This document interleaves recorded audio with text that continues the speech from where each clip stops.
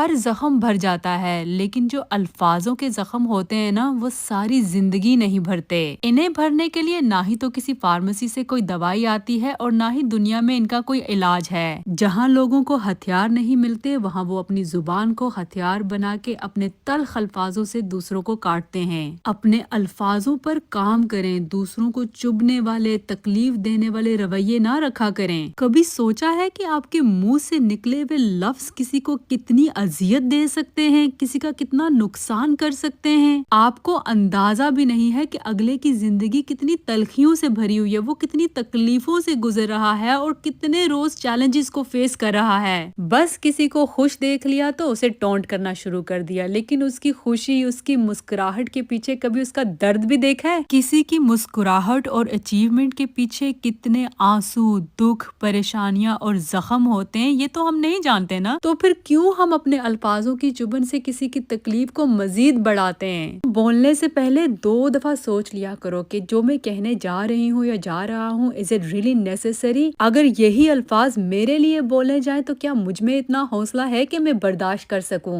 بس یہ یاد رکھنا کہ کبھی کسی کو اپنے الفاظوں سے اتنی تکلیف مت دینا کہ وہ آپ کو جواب دینے کی جگہ اپنا فیصلہ اپنے رب پر چھوڑ دے۔ اور اگر جس دن رو کے انہوں نے اللہ سے انصاف مانگ لیا نا، تو پھر یہ بھی اچھی طرح سے یاد رکھنا کہ میرا اللہ انصاف بھی ضرور کرتا ہے۔ آپ کے 2 تلخ الفاظ کسی کا جینا دشوار کر سکتے ہیں اور آپ کے 2 میٹھے بول کسی کی زندگی خوبصورت بنا سکتے ہیں۔ زبان کی مٹھاس اور نرمی کو اپنی پہچان بنائیے، اس کی تلخی کو نہیں۔